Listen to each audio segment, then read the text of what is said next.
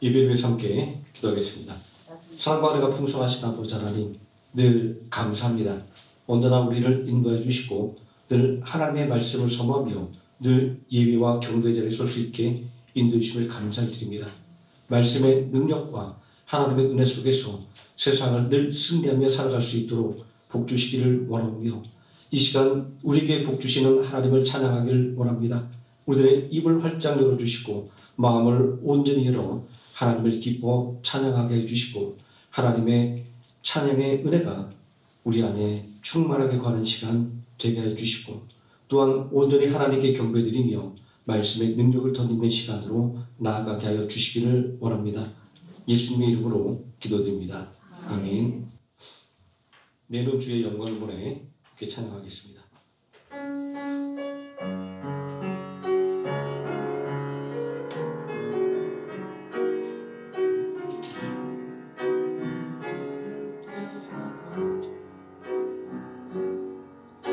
내는 주의 영광을 보내 우리 가운데 계신 주님, 그 빛난 영광 온 하늘 덮고 그 찬송 온 땅 가득해. 내 눈 주의 영광을 보내 찬송 가운데 서신 주님, 주님의 얼굴을 온 세상 향하네. 권능의 팔을 드셨네. 주의 영광 이곳에 가득해. 우리 손에 주님과 함께 찬양하며 우리는 전진하리. 모든 열방 죽을 때까지 내 눈 주의 영광을 보내 우리 가운데 계신 주님, 그 빛난 영광 온 하늘 덮고 그 찬송 온 땅 가득해. 내 눈 주의 영광을 보내 찬송 가운데 서신 주님, 주님의 얼굴을 온 세상 향하네. 권능의 팔을 드셨네. 주의 영광 이곳에 가득해. 우리 손에 주님과 함께 찬양하며 우리는 전진하리. 모든 열망 죽을 때까지. 십자가 그 사랑, 십자가 그 사랑, 멀리 떠나서 무너진 나의 삶 속에 잊혀진 주해.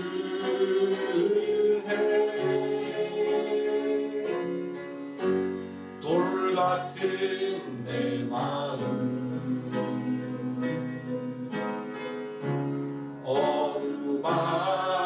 어루만지사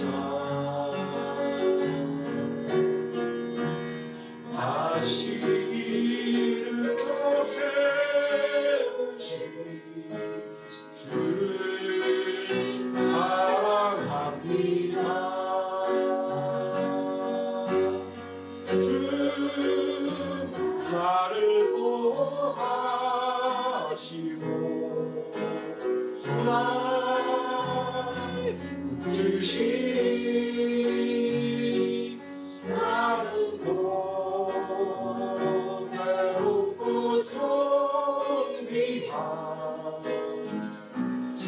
주님의 자녀라 주 나를 보호하시고 나를 붙드시니 나의 몸 외롭고 정비한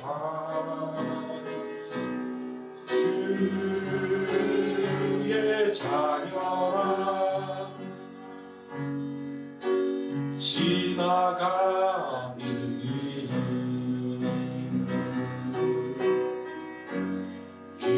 기억하지 않고 이전에 행한 모든 생각지 않으니 사막의 강물과 길 내시는 주 내 안에 새 일 행하신 주만 알아보리라 주 나로 가시고 날 붙드시니 나는 외롭고 존귀한 주님의 자녀라 주 나를 보호하시고 날 붙드시니 나는 외롭고 존귀한 주의 자녀라. 아멘. 예수 십자가의 흘린 피로써 함께 찬양하겠습니다.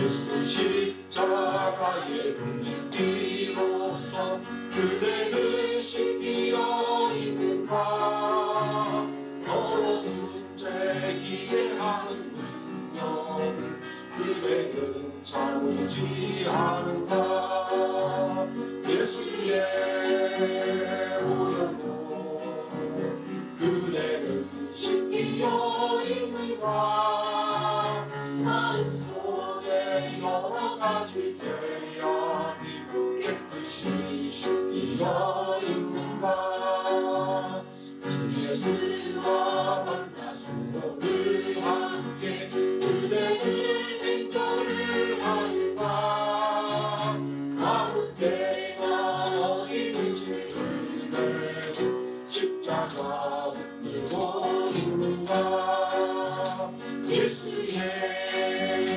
보혈로 그대는 씻기어 있는가 마음속에 여러 가지 죄악이 깨끗이 씻기어 있는가 주는 예수 다시 볼때 그대는 영접할 예복이 있는가 그대 몸은 거룩한 곳 성전에 들어갈 준비가 됐는가 예수의 보혈로 그대는 씻기어 있는가 마음속에 여러 가지 죄악이 깨끗이 씻기어 있는가 또는 죄에 더러워진 예물을 주 앞에 지금 나오소서 샘물같이 솟아나는 보혈로 눈보다 더이게 씻으라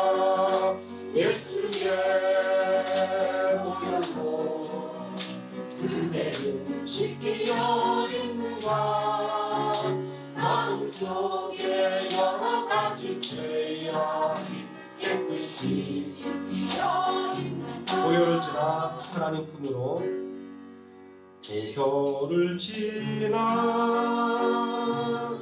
하나님 품으로 고혈을 지나 아버지 품으로 고혈을 지나 하나님 품으로 한 걸음씩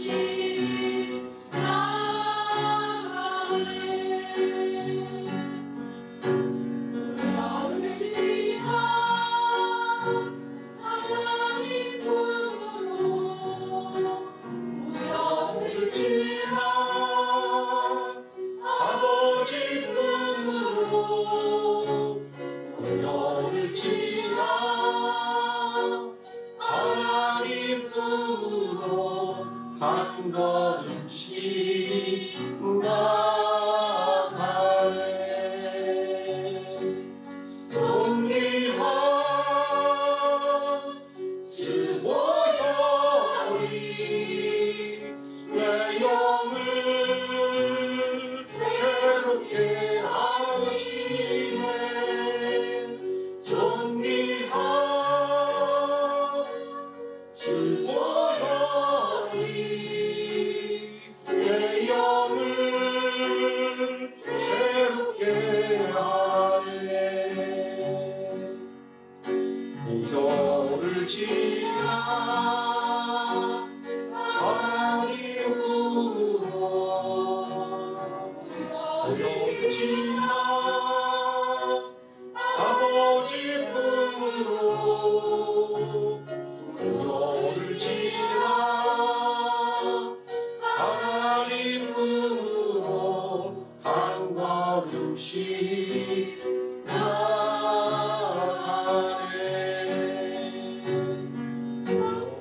지나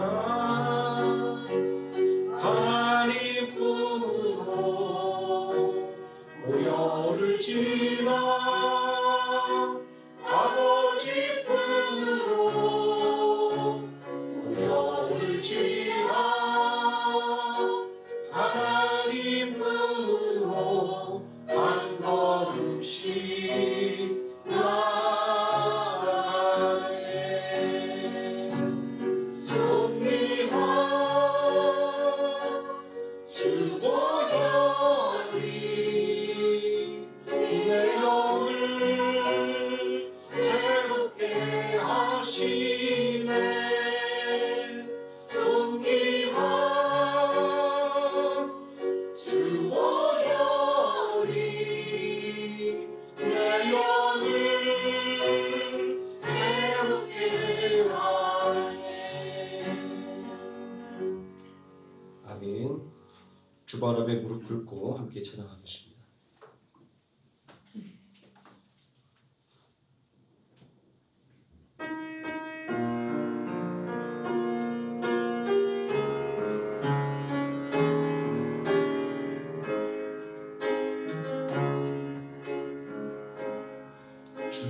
주발 앞에 무릎 꿇고 그 사랑에 남기네. 어떤 말도 그 어떤 소리도 그 말 앞에서 잠잠해지네. 나의 사랑 그 앞에 앉아 내 모든 기도를 사랑의 노래하네.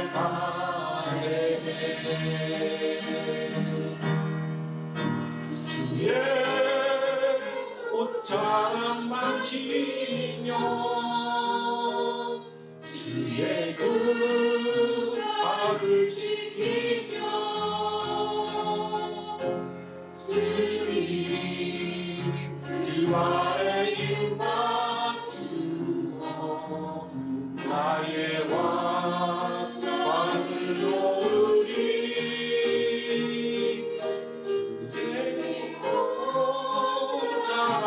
만지며 주의 그 말을 시키며 주님 그 말에 입 맞추어 나의 왕관을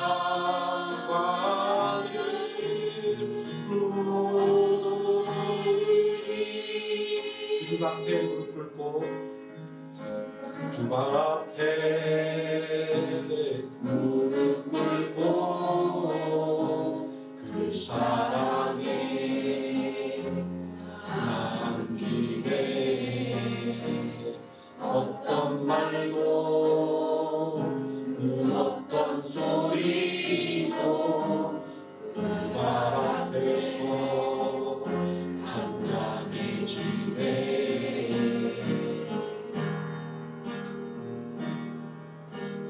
주 나의 사랑 그 말 앞에 앉아 내 모든 기도 사랑의 노래가 되네 주의 옷장 만지며 주의 두 발을 씻기며 주님 그 발에 입 맞추어 나의 왕관을 놓으리 주의 옷자락 만지며 주의 두 발을 씻기며 주님 그 발에 입 맞추어 나의 왕관을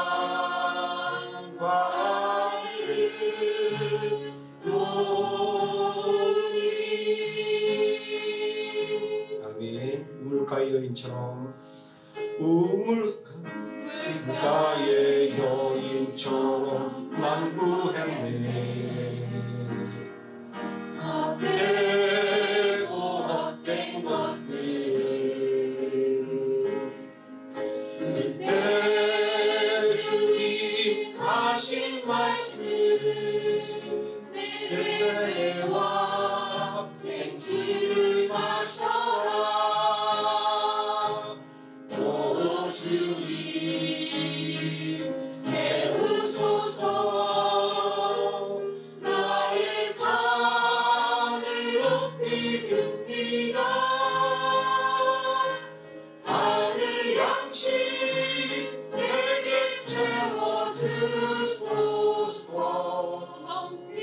넘치도록 채워주소서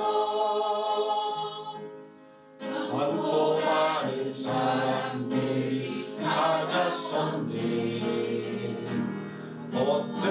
헛되고 헛된 것들을 주 안에 멈추인 보내 세상 것과 난 비길 수 없네 오 주님 채우소서 나의 잔을 높이 듭니다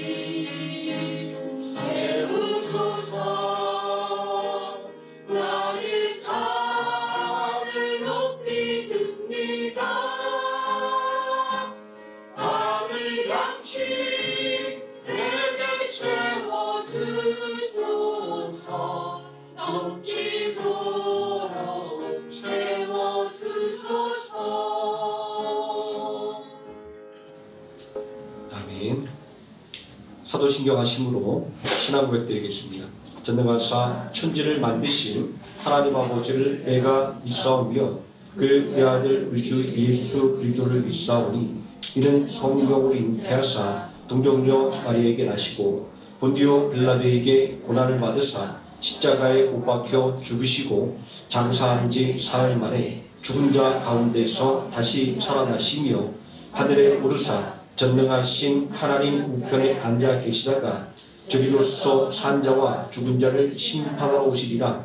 성령을 믿사오며 거룩한 공예와 성도가 서로 교통하는 것과 죄를 사하여 주시는 것과 몸이 다시 사는 것과 영원히 사는 것을 믿사옵나이다. 아멘. 찬송가 59장 함께 찬송하시겠습니다.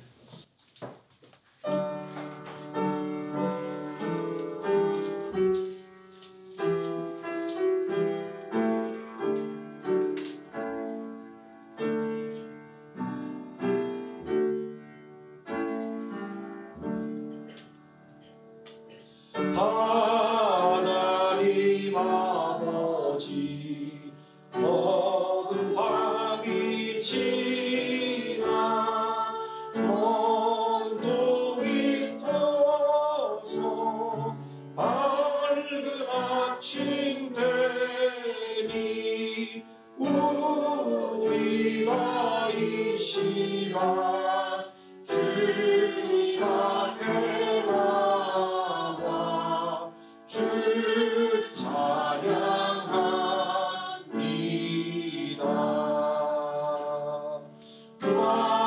만유의 주시여 주님 앞에 비니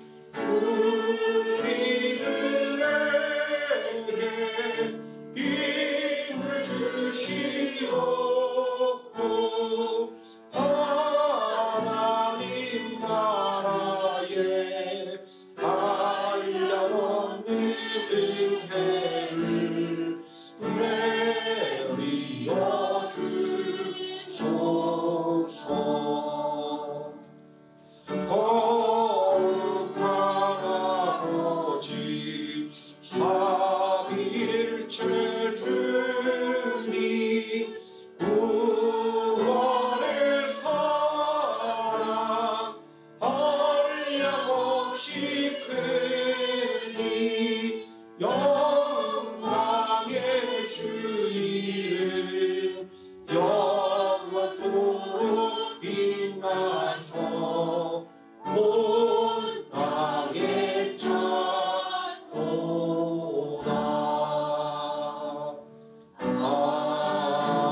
아멘. 이 시간 은혜 받을 하나님의 말씀 마가복음 8장에서 함께 보도록 하겠습니다.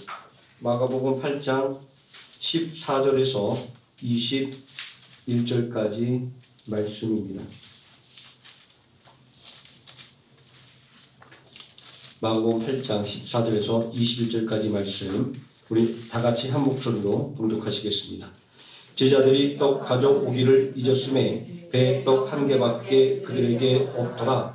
예수께서 경고하여 이르시되 삼가 바리새인들의 누룩과 헤롯의 누룩을 주의하라 하시니 제자들이 서로 수군거리기를 이는 우리에게 떡이 없음이로다 하거늘 예수께서 아시고 이르시되 너희가 어찌 떡이 없음으로 수군거리느냐 아직도 알지 못하며 깨닫지 못하느냐 너희 마음이 둔하냐 너희가 눈이 있어도 보지 못하며 귀가 있어도 듣지 못하느냐 또 기억하지 못하느냐 내가 떡 5개를 5,000명에게 떼어줄 때에 조각 몇 바구니를 거두었더냐 이르되 12이니이다 또 7개를 4,000명에게 떼어줄 때에 조각 몇 광주리를 거두었더냐 이르되 7이니이다 이르시되 아직도 깨닫지 못하느냐 하시니라. 아멘. 찬송가 281장 찬송하시겠습니다.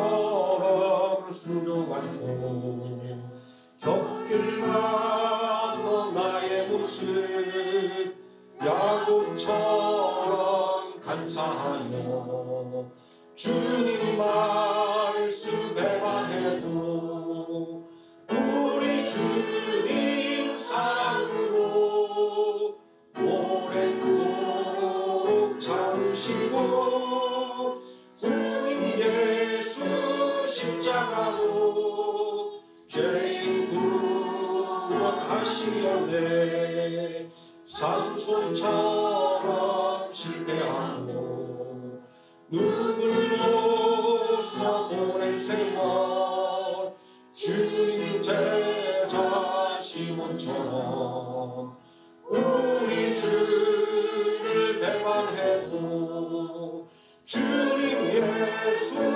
사랑으로 따스하게 부르시고 주님 예수 은총으로 못난 것을 부르셨네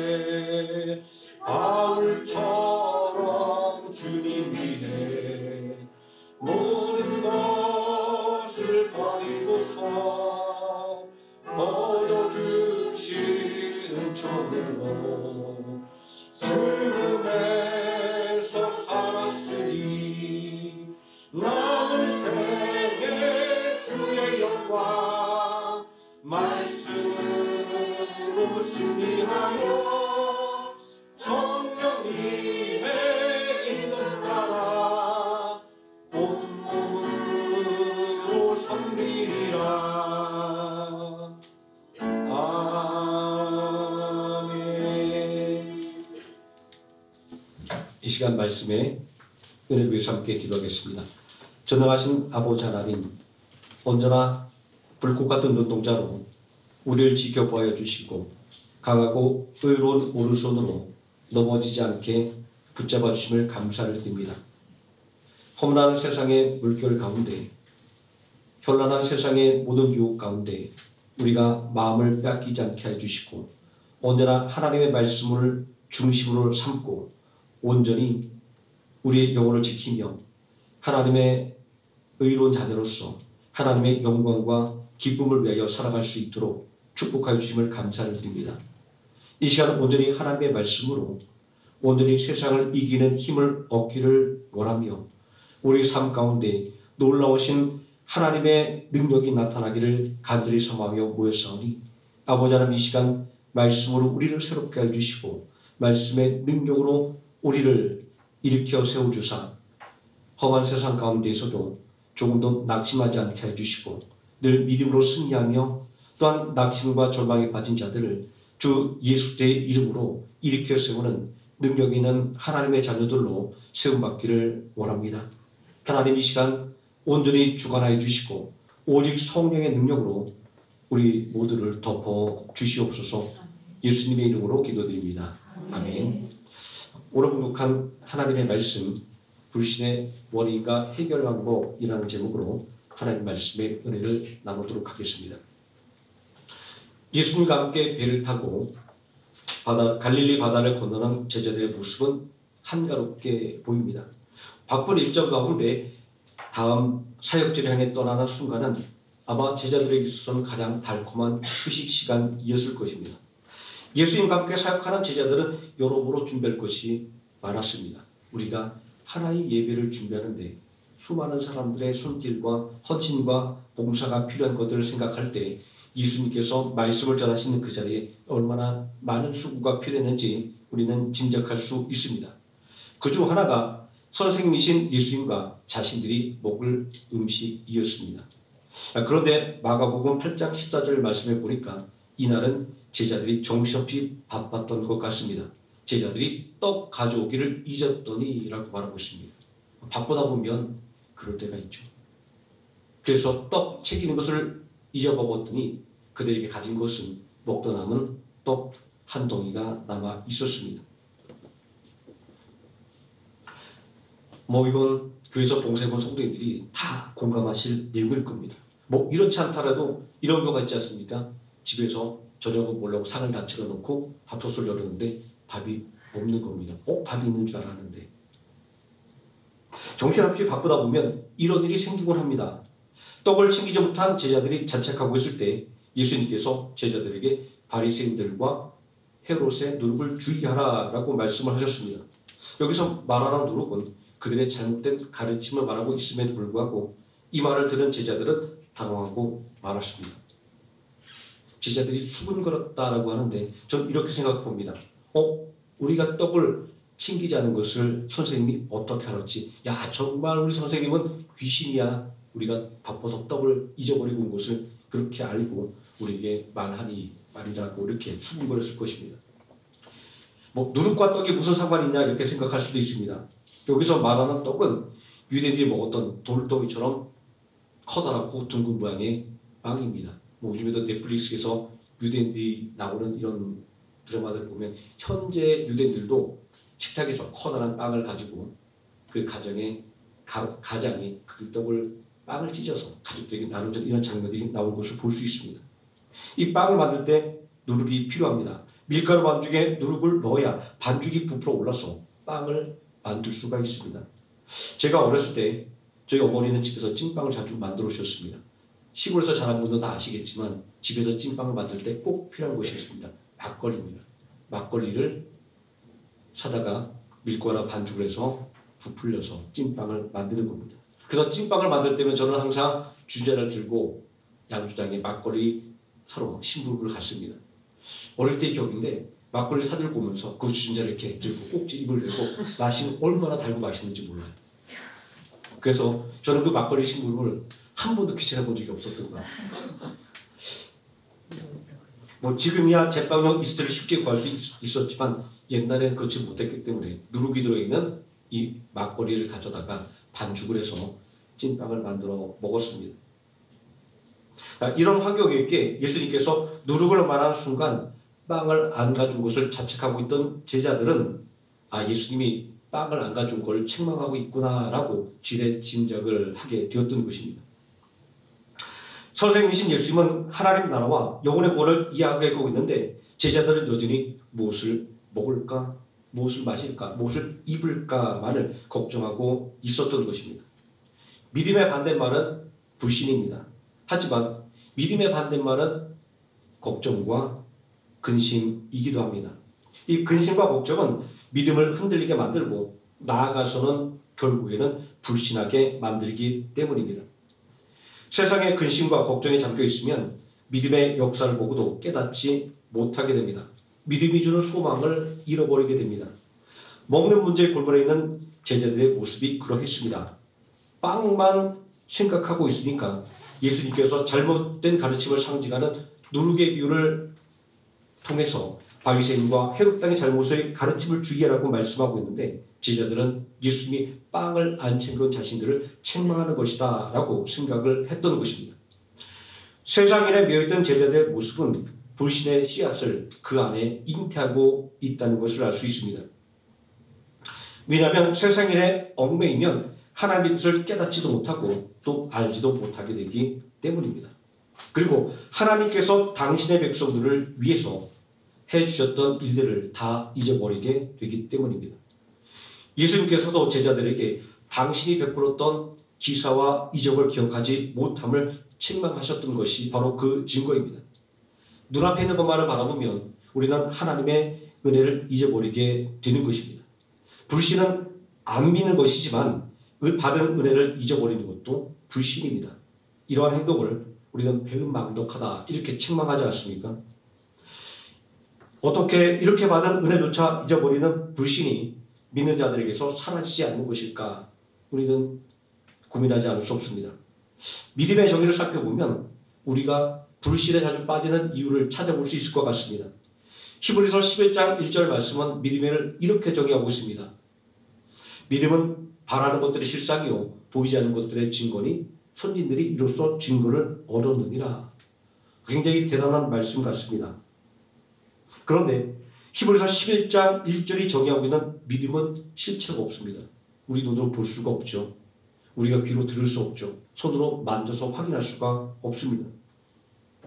자, 그렇다고 한다면 이 믿음이 말하고 있는 것은 내가 바라는 것을 하나님께 기도하면 하나님께서 반드시 주실 것이다 라는 것을 믿는 것이고 하나님께 간구하면 불확실해 보이는 미래임에도 불구하고 내가 그렇게 될 것이라고 확신할 수 있는 마음, 이렇게 이야기할 수 있을 겁니다.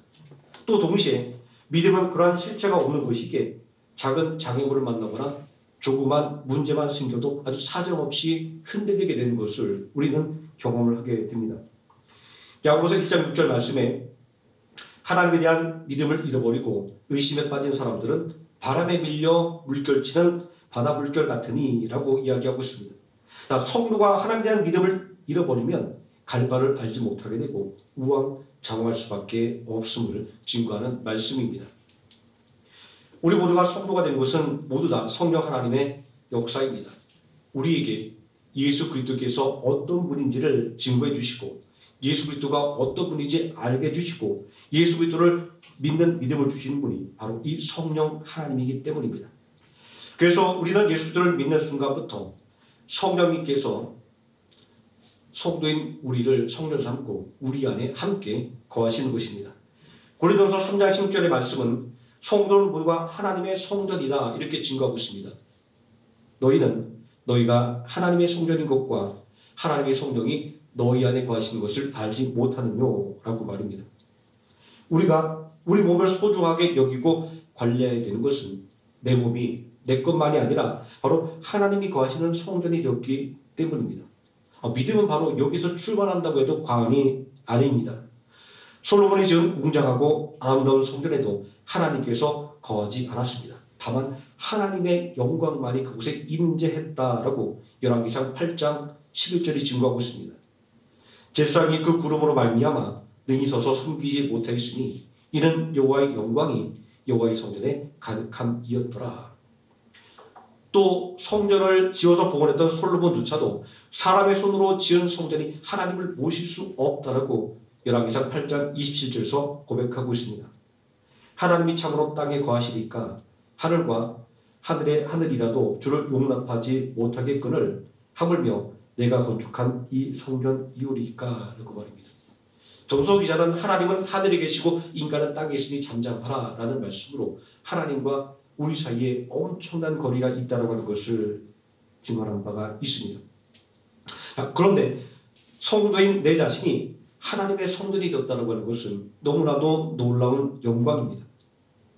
우리는 유명 연예인이 한번 방문한 장소도 굉장히 유명해져서 한번 가볼 만한 장소, 나도 가서 사진도 찍고 하는 모습을 많이 볼 수 있지 않습니까? 그런데 전능하신 하나님께서 하나님의 성령께서 나를 성전 삼고 내 안에 계신다는 하는 것은 너무나도 놀라운 은혜이며 너무나 큰 영광인 것입니다. 왜냐하면 하나님께서 우리와 함께 하신다고 하는 임마누엘이 바로 성년된 성도라고 하는 이 말씀 속에 분명하게 들어있기 때문입니다. 하나님의 임재와 함께하는 자, 바로 이런 사람이 성도이고 이런 사실을 믿는 사람이 진정한 믿음을 가진 성도인 것입니다. 여담이지만 저는 고린도서 3장 16절 말씀을 읽을 때마다 생각나는 장면이 있습니다. 제가 신학대학원을 다닐 때 집 앞에 있는 교회로 새벽예배를 나갔습니다. 아주 머리가 하얗게 센 목사님이 새벽 예배를 인도하시는데 그 성전 안에는 언제나 할머니, 할아버지로 가득 차 있었습니다.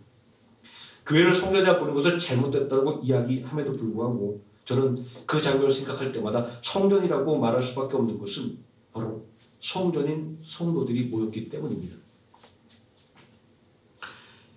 그 자리에 모였던 할머니, 할아버지들은 인생의 노년을 정말 하나님과 함께 동행한 분들이었습니다.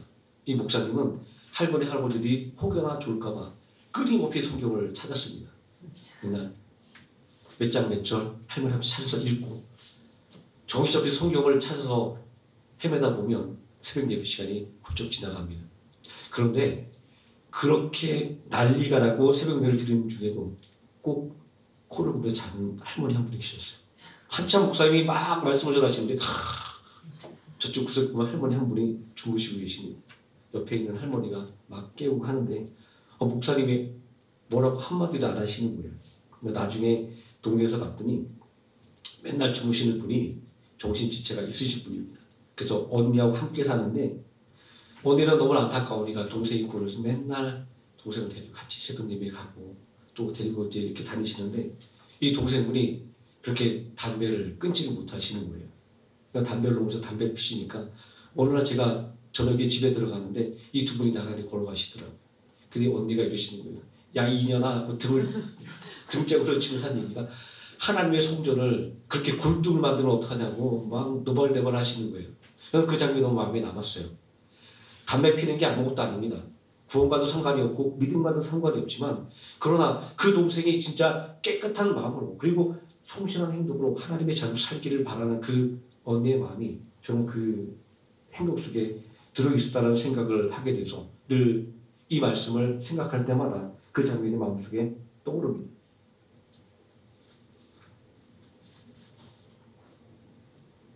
어제 말씀에 서론이 오늘 굉장히 좀 길었습니다. 자, 하지만 핵심은 우리가 믿을 때부터 하나님은 우리와 함께 하신다라는 것입니다. 하나님께서 당신의 백성과 함께 하시는 임마누엘은 우리가 볼 수 없고 느낄 수 없다고 해도 성도인 우리와 언제나 항상 함께 하십니다. 임마누엘을 믿는 것이 바로 믿음입니다. 임마누엘을 불신하는 것이 불신입니다. 성전된 내 몸과 성전된 내 몸을 대하는 그 할머니의 믿음은 크고 거창한 것이 아니라는 것을 알려주고 있습니다. 또 동시에 불신이라고 하는 것은 내 생각보다 너무나 내 가까이 바로 옆에 붙어 있다는 것을 알려줍니다. 믿음과 불신은 어찌 보면 진짜 종이 한 장 차이인 것 같습니다.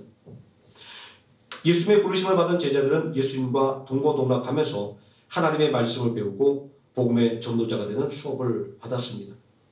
하나님께서 당신의 백성과 함께 하시는 임마누엘의 증거인 예수님과 함께하는 제자들은 임마누엘을 직접 귀로 듣고 직접 눈으로 보고 직접 손으로 만질 수 있는 복받은 사람들이었습니다. 하나님의 독생자 삼위일체 성자 하나님 예수 그리스도를 직접 눈으로 보고 그 말씀을 직접 듣고 그리고 그 옷자락에도 만져보았던 그 시대 성도들은 얼마나 복받은 사람이었을까요? 그런데 덴마크 국계의 목사이며 실존주의 철학의 개척자였던 케르케고르는 예수님을 보고 믿은 성도와 예수님을 보지 않고 믿은 성도 중에 누가 더 복 있는 사람일까라는 질문을 한 적이 있었습니다. 누가 더 복된 사람일까요? 예수님은 요한복음 20장 29절에서 예수님께서 부활하셨다는 것이 사실인지 아닌지는 내가 예수님의 손에 난 못자국을 만져보고 옆구리에 난 창자국을 만져보아야 믿을 수 있다고 했던 도마를 향해 너는 나를 본 거로 믿느냐? 보지 못하고 믿는 자들은 복되도다라고 말씀을 하셨습니다. 예수님을 직접 만난 사람들이 큰 복을 받았지만 예수님을 직접 보지 않았음에도 불구하고 성령님의 감동과 증거로 말미암아 예수 그리스도를 구주로 믿는 우리가 더 복되다라고 예수님은 우리에게 말씀하고 있습니다. 복음이 시대가 지나도 그 능력이 변하지 않는 것은 오히려 더 큰 능력으로 우리에게 역사하는 것은 그 이유가 바로 여기에 있습니다.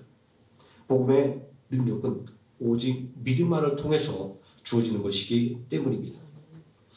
기사와 이적을 행하시는 예수님과 동거동락하는 제자들은 매일 매 순간마다 임마누엘을 경험하는 삶을 살았습니다. 복음서의 말씀을 우리가 읽어보면 제자들은 의심이 생길 틈도 없이 쏟아지는 기사와 이적의 홍수 속에서 살았습니다. 더구나 예수님께서 직접 풀어주신 천국 복음은 얼마나 큰 기쁨을 안겨주었을까요? 사도 요한은 예수님께서 이 땅에서 행하신 기사와 이적들을 기록하기로 작정한다고 한다면 하늘을 두 마리 삼고 바다를 먹물 삼아도 할 수 없다라고 말합니다.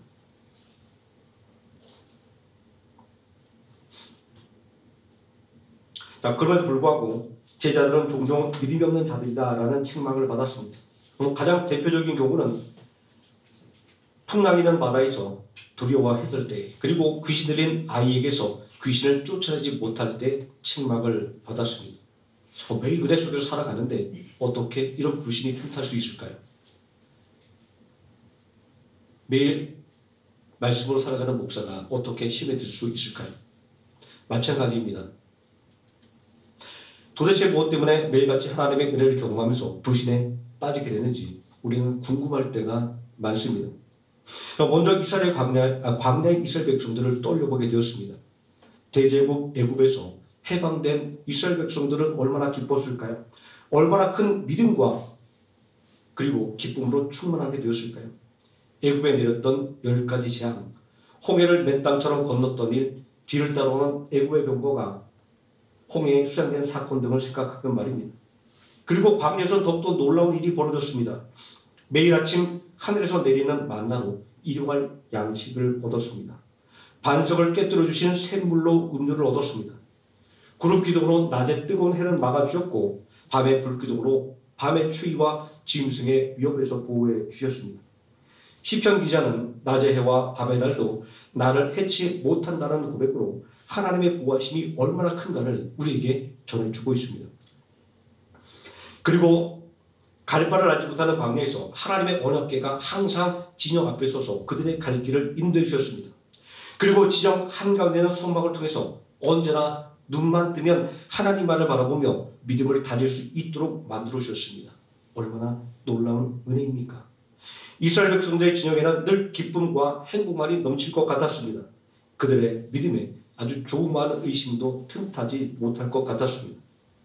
그런데 현실은 우리의 생각과 정반대였습니다. 이스라엘 백성들은 일용할 양식으로 주시는 만나를 먹기 질렸다라고 불평합니다. 마실 물이 없다고 하나님을 원망합니다. 길이 너무 험해서 차라리 애굽으로 돌아가는 것이 더 좋겠다라고 말할 정도였습니다. 이러한 이스라엘 백성들의 모습은 상식 밖의 행동입니다. 모든 은혜를 다 누리고 있음에도 불구하고 도리어 원망과 불평을 하며 옛날 애굽의 노예로 살던 때가 더 좋다라고 말하고 있으니 말입니다. 어떻게 이런 일이 일어나게 된 것일까요? 제가 아주 예전에 한 20년 정도, 한 15년 이때쯤 그 푸드뱅크 쪽과 한번 협력해서 일을 한 적이 있습니다. 이 푸드뱅크는 소외계층에 식품을 기부받아 전달하는 사업체입니다. 지역별로 운영되는 이 푸드뱅크는 그 편차가 굉장히 심해요.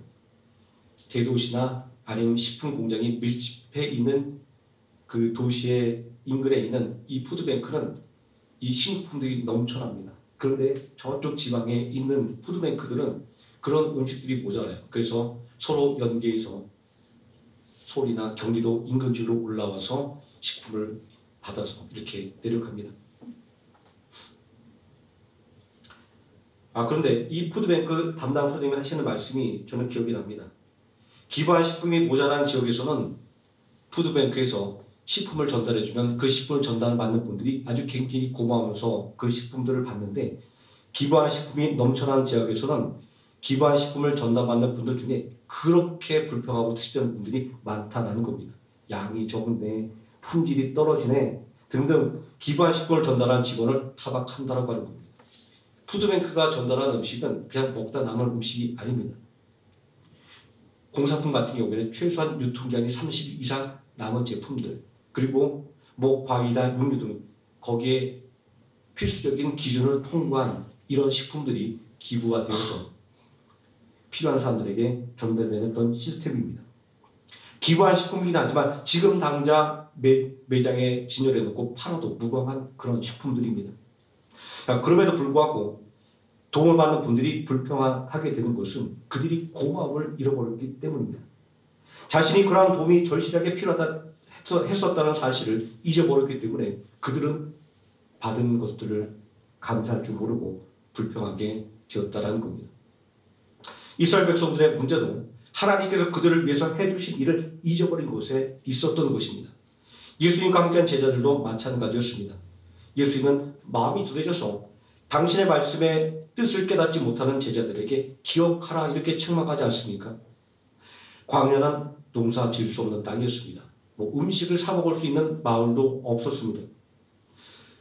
그곳에서 매일 아침 양식을 공부할 수 있었던 것은 놀라운 은혜가 아닐 수 없습니다. 광야는 강도 없고 샘물도 찾기 어려운 땅이었습니다.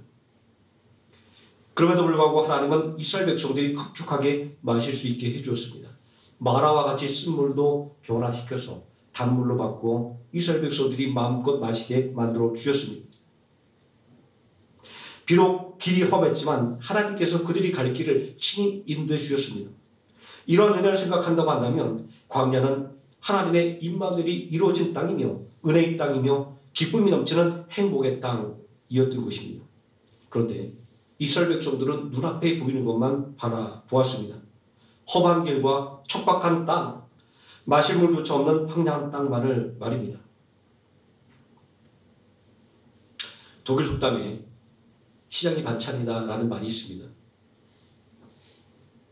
이 말을 뒤집어 보면 아마 이렇게 될 겁니다. 배가 부르면 산의 진미도 아무 맛이 없다. 이렇게 억지로 해석할 수도 있을 겁니다. 마찬가지로 갈급한 심령이나 모든 것이 은혜일 수밖에 없지만 욕심으로 가득 찬 마음에는 모든 것이 불만일 수밖에 없는 것입니다. 왜냐하면 부족한 것만 보이기 때문입니다. 하늘의 양식인 마나는 이스라엘 백성들의 미식을 만족시킬 수 없었습니다.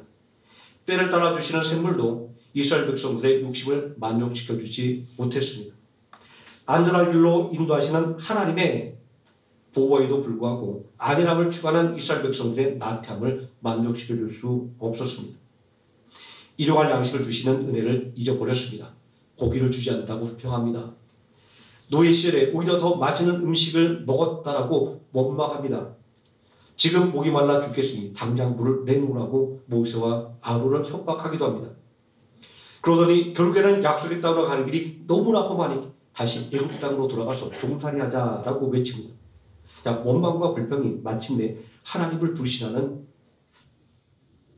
데까지 발전하고 만 것입니다. 예수님께서 제자들에게 바리새인들의 누룩과 헤롯의 누룩을 주의라고 한 것은 바로 이런 것을 두고 한 말입니다. 원망과 불평은 누룩처럼 부풀어 오릅니다. 온 만죽을 부풀어 오르게 만들고 원망과 불평은 전염됩니다. 불신도 마찬가지입니다. 제가 어렸을 때 목사님께 들었던 설교가 기억이 납니다. 이런 말씀을 하시더라고요. 맨날 싸우는 집에 놀러 가지 말라고 그러셔요. 그리고 하시는 말이 뭐냐면 맨날 싸우는 집에 놀러 갔다 오면 집에서 싸울 일이 생긴다고 합니다. 살다 보니까 그런 것 같아요.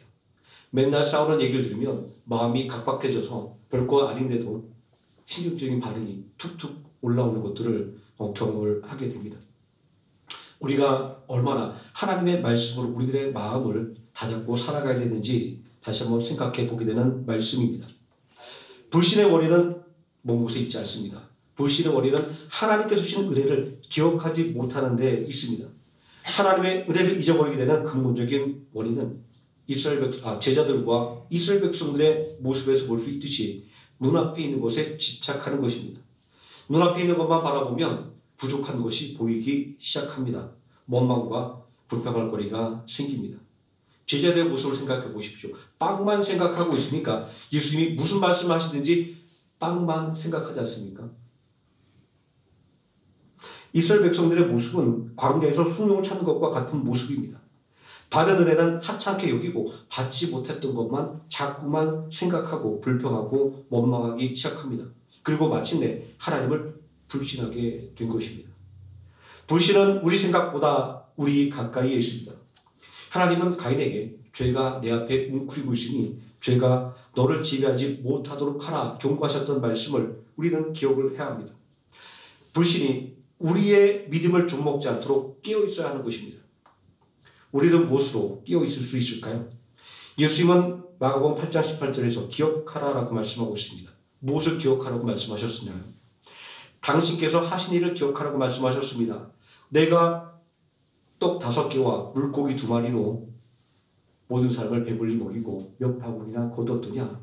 내가 떡 7개로 모든 사람을 배불리 먹이고 얼마나 많은 조각을 거뒀더냐라고 말씀하고 있습니다. 예수님께서 하셨던 일을 기억했다고 한다면 제자들은 누룩을 주의하라는 말씀이 빵을 이야기하는 것이 아님을 분명히 알 수 있었을 것입니다. 우리 삶 속에서 벌어진 일들이 모두 이와 같습니다. 하나님께서 내게 하신 일을 기억한다고 한다면 우리는 시련을 만나도 낙심하지 않게 될 것입니다. 어려움을 만나도 불신에 빠지지 않게 될 것입니다. 우리는 무엇으로 하나님께서 나를 위해서 우리를 위해서 한 일을 잊지 않고 기억할 수 있을까요? 그것은 바로 우리에게 주신 하나님의 말씀을 배우고 읽고 묵상하며 그 말씀대로 살려고 노력하는 것입니다. 그리고 나 자신이 어떤 존재가 되었는지를 늘 마음속에 되새기며 살아가는 것입니다. 하나님의 성전을 더럽힌다라고 담배 피는 동생을 나무라던 할머니처럼 내가 얼마나 존귀한 존재인가라고 하는 것을 늘 마음에 새기는 것입니다. 오늘날 우리의 눈길을 빼앗는 세상의 것들이 너무나도 많습니다. 오늘날 우리들의 마음을 빼앗는 세상의 일들이 너무나도 많습니다. 이런 날일수록 세상의 유행에 휩쓸려서 나를 잃어버리고 불신에 빠지지 않도록 더욱더 주의해야 할 것입니다. 예수님의 말씀처럼 하나님께서 믿는 자들에게 약속으로 주신 말씀을 매일 읽고 묵상하는 것으로, 그리고 나에게 베풀어 주신 은혜를 계속해서 기억해내는 것으로 불신의 유혹을 이겨내고 믿음으로 굳게 서는 하나님의 생명학교의 성도님 되시기를 예수님의 이름으로 축원드립니다. 기도하시겠습니다. 은혜와 사랑이 풍성하신 아버지 하나님, 우리에게 주신 은혜가 한이 없지만 그러나 오늘 어려움 때문에 낙심합니다. 내일이 보이지 않아서 하나님을 원망합니다. 그러나 해가 질 때까지 원망과 불평에 거하지 말게 해주시고 다시금 하나님의 말씀으로 소망을 회복하게 해주시고 나에게 베풀어 주신 은혜를 다시금 기억함으로 인하여 하나님이 나를 얼마나 사랑하시는지, 나를 위하여 얼마나 놀라운 일들을 계획하고 계시는지를 믿음 안에 소망하는 우리 모든 성도들 되게 하여 주시기를 원합니다. 예수님의 이름으로 기도드립니다. 아멘. 바꿔 말씀드리겠습니다. 오늘 에어컨 고장난 거를 이제 원인을 찾아서 지금 실외기를 교체해야 되기 때문에 뒤에 에어컨 가동이 못하고 있어요. 아마 이렇게 더웠을 거예요. 근데 미리 말씀을 안 드린 게 에어컨 고장났다는 말씀을 드리면 더 더울 겁니다. 끝나고 말씀을 드립니다. 그리고 일단 뭐 찬양에 제가 처음에 말씀드렸듯이 제가 얼굴에 철판을 깔고 찬양을 드리겠다 말씀드렸는데 수요일날 저녁에는 우리 영상을 편집해서 저녁에 영상으로 예배를 드리는데 이 찬양이 굉장히 되고 저한테 은혜가 많이 돼요. 그래서 제가 부족하고 실수 많이 하지만 이렇게 하는데 계속 하다가 제가 도저히 창피해서 못 끊겠다고 하면 아마 더 열심히 해서 잘할 수 있지 않을까라는 그런 소망을 가지고 계속 하고 있으니까 부족하시더라도 감안해 주시고 더 큰 목소리로 같이 찬양해 주시면 고맙겠습니다. 286장 찬송하시겠습니다.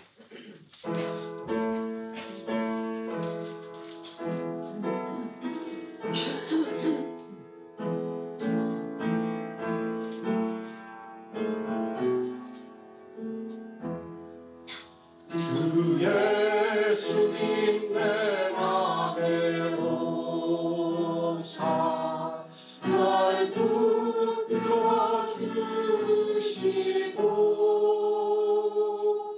내 맘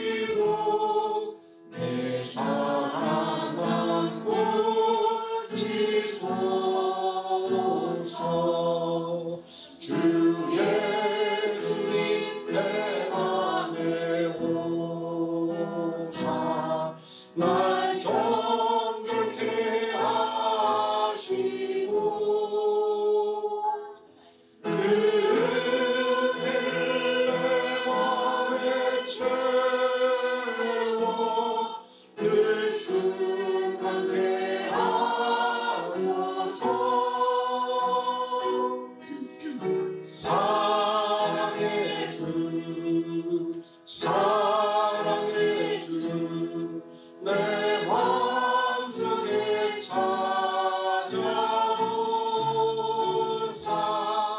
내 모든 죄 사하시고 내 사랑만 고치소서. 주 예수님 내 맘에 오사 내 기도하시고 주 성령을 내 맘에 채워 늘 충만케 하소서. 사랑의 주 사랑의 주 내 마음속에 찾아오사 내 모든 죄 사하시고 내 상황만 고치소서. 아멘.